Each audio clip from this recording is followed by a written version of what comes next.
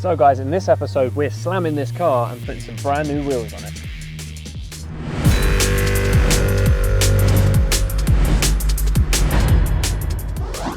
So, as you may remember, in the last episode we upgraded the head unit and put a much needed remap on this car, which massively improved the car, but now it's time to address this. The absolutely terrible suspension gap and just pretty pony wheels that come on this car.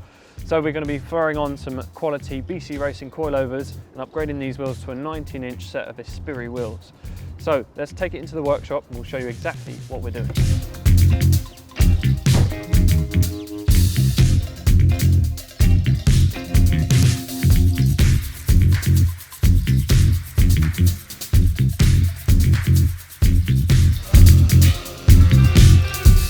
So here it is. So BC Racing have kindly sent us a set of their high quality BR series coilovers.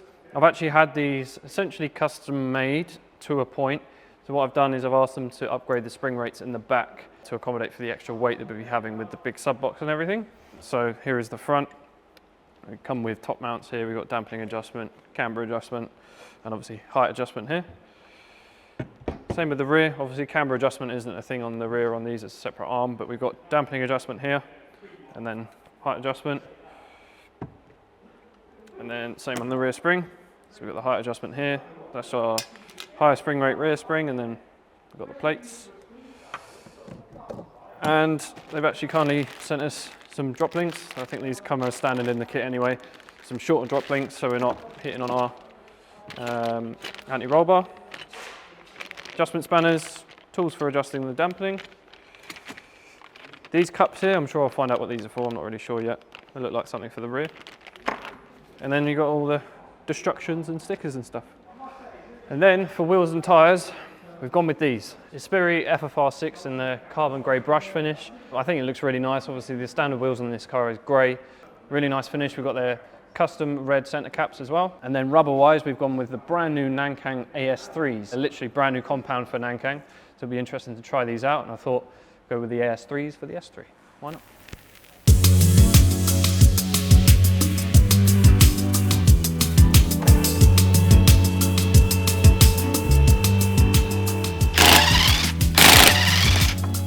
God, it feels heavy. Bloody hell. Right, so the rear end is usually pretty easy on these. So the original rear top mount is reused. You've got two bolts there. So basically take this out, get to them two bolts, take that out. Bottom end is this nut here, or bolt, sorry. That comes out and you can get the shock out. That's the shock down. The rear spring, undo this bolt, drops the rear arm, pull the spring out, put the new spring back in. Pretty simple, then you put it all back together. The front is where it's a little bit more complicated. So the front end, from what I can remember, we've got obviously brake lines, ABS lines, we've got drop link to undo, we've got top mounts we need to do, so we're going to have to drop the car back down to do that. And then you've got pinch bolts at the back. You undo that, it should just slide out. It's not too difficult to do, but watch me take all day to do it.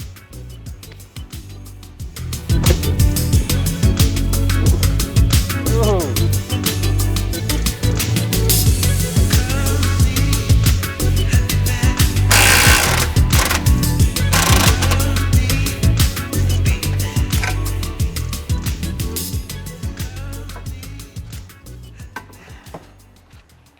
One rear spring. Ooh. What's happened? What have you found? That's broken.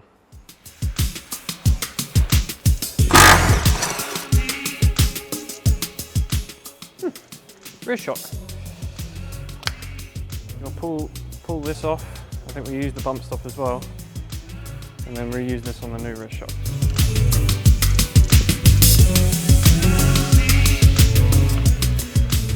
Just like that.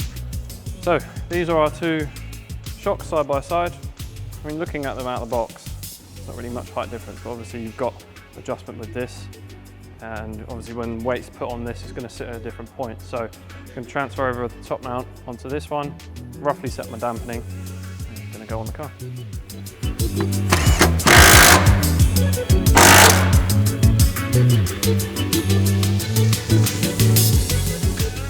So what we're going to do for now is we're going to keep the shocks at the out-the-box height, just for now, so we can get an idea what it looks like when we put it on the floor. And then if we need to do our adjustments, we'll come back and do it later, because it's not too bad to do it on these. So I'm going to do this up, get the spring in the back, have that at stock height, or out-the-box height, and we'll move on to the other side and the rear is done.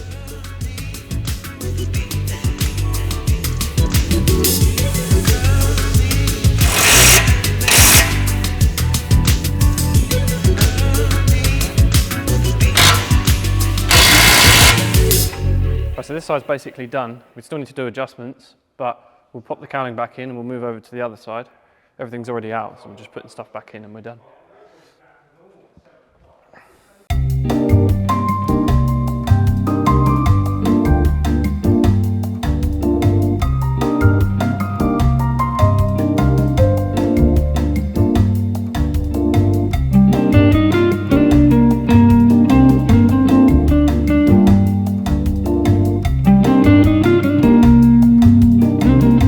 That's the rear end done essentially. Obviously we still need to do our adjustments, but we can now move over to the front side, which is unfortunately the more difficult and time consuming side. So let's move all the tools and stuff over to the front. We'll crack on there.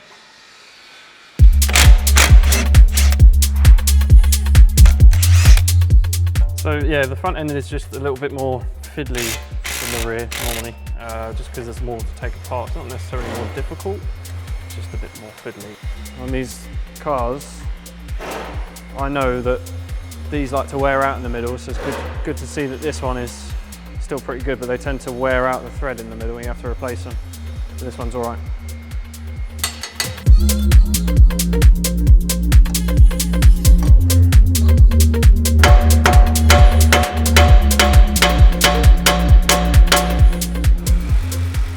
Got the hub off, yes. I'm not gonna lie to you, it's hard work. It's been in there, what, 13 years, so it doesn't want to come out, but it's basically a clamp like that there's a pinch bolt that holds it all in and that sits through there. When you undo it, it doesn't want to separate, so you have to kind of wedge it open to allow the strut to actually come out. So you'll see it in a second, but it's out now.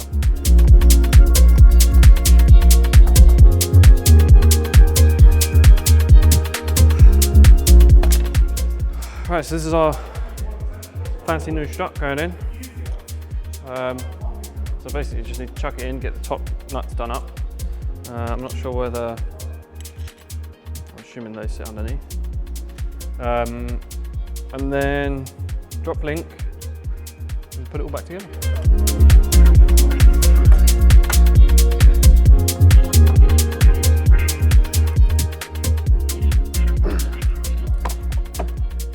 That side done now, so we can move over.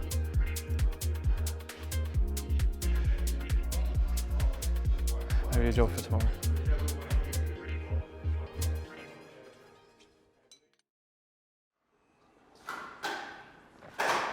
All right, it's day 2. Time to get this car finished. So yesterday, I got the rear end done, got the front left on, just got to do the front right. Got the wheels and tyres being built up at the moment, so I should be back soon. So let's crack on with the final side, get that on, and then we'll put it on the floor and see how it looks, and then do our height adjustments and go from there.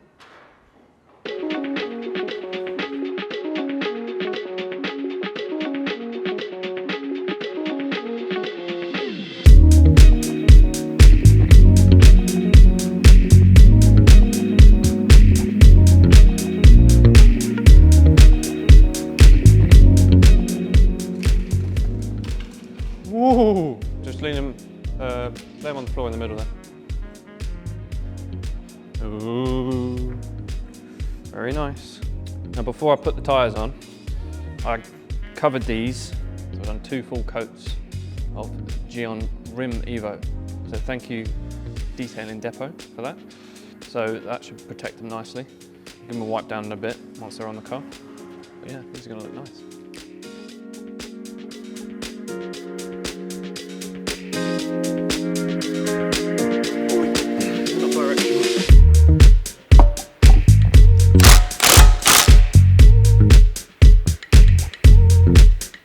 Loads of room, mate.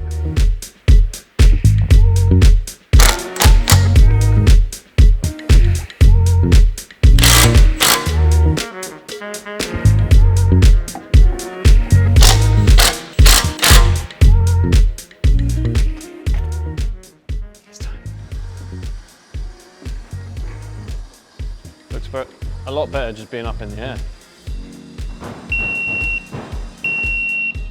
And we'll see you in the next episode.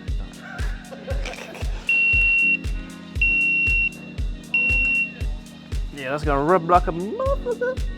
I haven't even got any weight in it yet.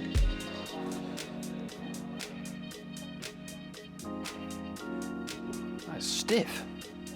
Front needs to come down. So it needs to go like that. Hey, bloody solid.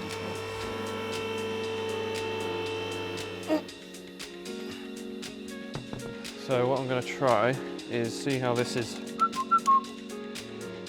There's spaces or like extended collars that sit here, which gives you that little bit of extra space, I think.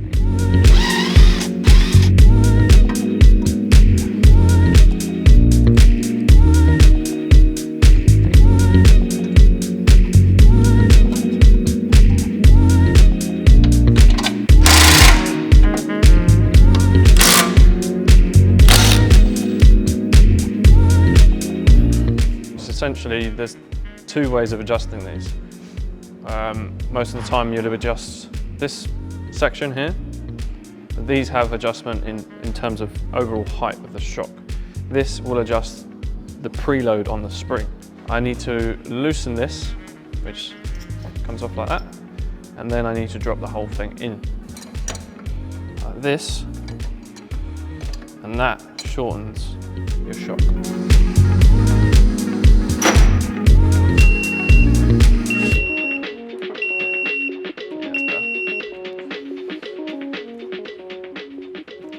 Muchas better.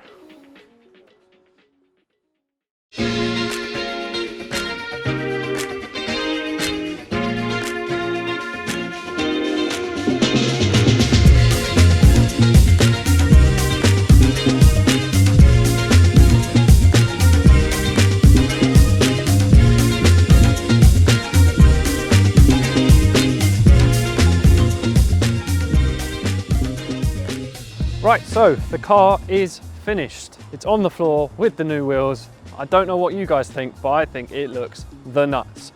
These are one of those cars that just a wheel and tyre and suspension setup completely changes how the car looks. Obviously, we've got the new 19-inch wheels with the smaller tyres and the coilover suspension. Now, versus what we had as standard, which is the 18-inch wheels and the stock suspension, the standard suspension is quite bouncy and kind of throws you all over the place, especially over some kind of undulating parts of the road and stuff like that. With the smaller wheels as well, you get a thicker tyre, so it does allow for a little bit more comfort in the ride, but obviously it doesn't really look amazing anyway. So to recap on what we've actually fitted in the car, so we've done a set of BC coilovers in the front and the back, obviously. We've got that set up, and we've got these Ispiri FFR6 19-inch wheels with a set of Nankang AS3s. See, the old tyres, being a larger tyre, obviously allowed it for a little bit more softer ride, but they were Michelin Pilot Sports on there. Now, what we've put on there are the brand new Nankang AS3s. So the only thing I've found with these is the road noise is a little bit more. You can definitely feel the road underneath you a bit more because it's a lower profile and you can definitely hear it. In terms of performance-wise, versus the Michelins, which are what, 150, 200 pound a corner, versus these, I know they're cheaper and they are very, very good for what they are.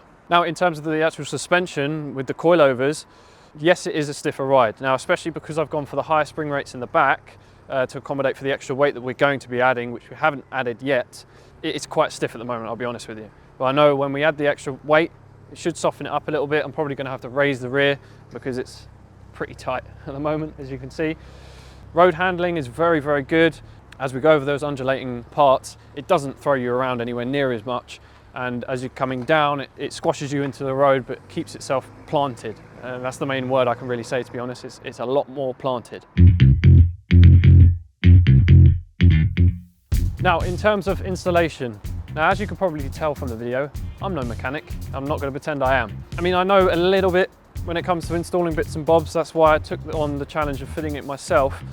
And it really wasn't too bad. I had a little bit of trouble trying to disconnect the hubs from the actual suspension struts themselves, but I'm pretty certain this is a standard procedure with these. If it's a, well, this is a 2010 car, so it's like 15 years old now. it's been in there a long time. So trying to get them off was a little bit of a pain, a bit of hammers involved, but it was fine after that. Otherwise, it went together a breeze. I mean, that's a good thing for BC. They've put the kit together very, very well. There's even instructions in the box to show you how to fit it all. So if you're going to take this on yourself, if you've got a little bit of mechanics knowledge like I do, and not an actual full-on mechanic, I'd take it on. It's really not too bad. Now, obviously, if you're not that mechanically inclined or you really just can't be bothered to put it on yourself, we do offer a fitting service in-house. So make sure you give us a shout if you do want coilovers installed, be it BC, KW, Bilstein, any coilover brand that we sell, we are happy to install it in your vehicle. So that's pretty much it. What do you think? Leave it in the comments what you think about the setup. Now, I know a lot of people would have probably gone for a silver wheel because you've got the silver caps. I personally quite like the grey on red look with the red setting caps. I think it sets it off quite nicely. But yeah, that's it for this video. Now, next episode, we're going to start getting the ball rolling a little bit more. We've got the Miltech exhaust system, the catback exhaust system to go on. We've got the pipe across intake system to go on, which has been specially made for this car because they don't actually list a intake for this car. So Pipe Across have come over and scanned it and made it specifically. So we'll show you more with that. And then we're going to finally start getting the ball rolling with the audio system. So we'll probably crack on with a little bit of sound editing, and maybe get some wires installed, maybe some battery and alternator upgrades maybe, but we'll see when we get there. That's it from me. I hope you've enjoyed this video. Make sure you like, share and subscribe, and I will see you in the next one.